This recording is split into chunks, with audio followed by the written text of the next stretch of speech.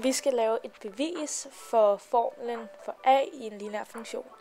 Og vi ved, at formlen for en lineær funktion er y er lig med a gange x plus b. Og så har vi så vores to koordinatsæt. Det ene er x1 og y1, og det andet er x2 og y2. Og de her to koordinatsæt, de skal så sættes ind i den handling, som er vist her. A er lig med y2 minus y1, divideret med x2 minus x1.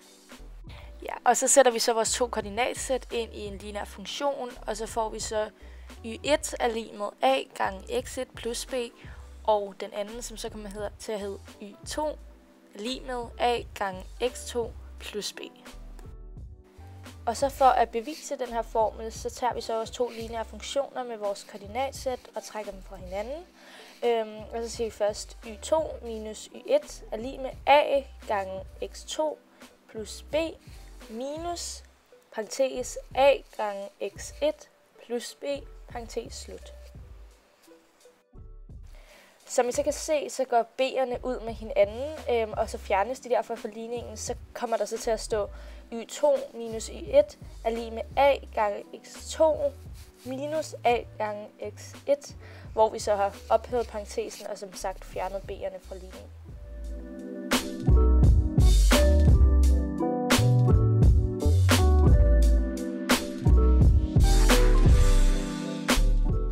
Til sidst, der siger vi så y2 minus y1 er lig med a, parentes x2 minus x1, parentes slut.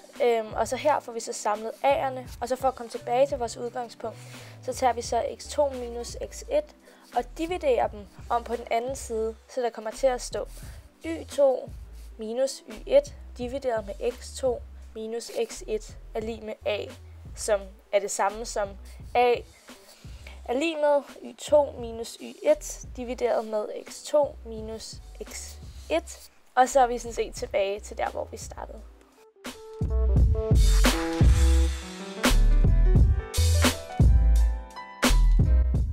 Vi vil gerne bevise fordoblingskonstanten, som er t2 lig med log 2 divideret med log a. Som I kan se på grafen, er x2 minus x1 det samme som fordoblingskonstanten, altså t2. På forhånd har vi indsat en eksponentiel regneforskrift f af x lig med b gange a opløftet i x'en. Da f af x2 er det dobbelte af f af x1, skriver vi f af x2 lig med 2 gange f af x1. Det er så det samme som b gange a opløftet i x2 lig med 2 gange b gange a opløftet i x1.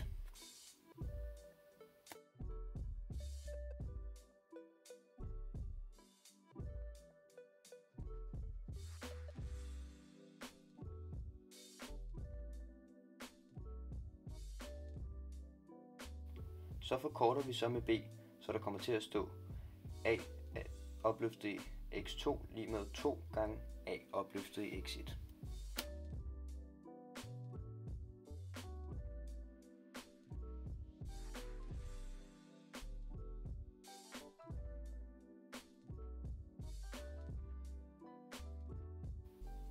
Herefter tager vi så logaritmen på begge sider og husker logaritmeregnereglen, som siger, at eksponenten kan flyttes ned foran.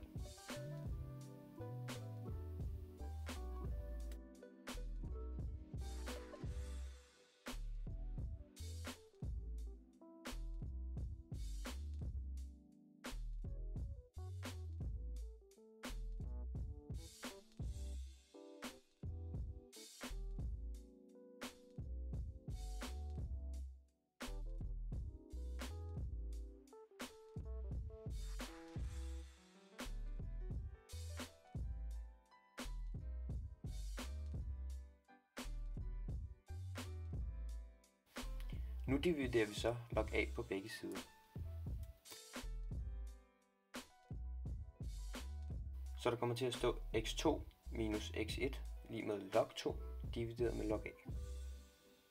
Da som vi så før, at x2 minus x1 er det samme som t2, har vi nu bevist fordoblingskonstanten.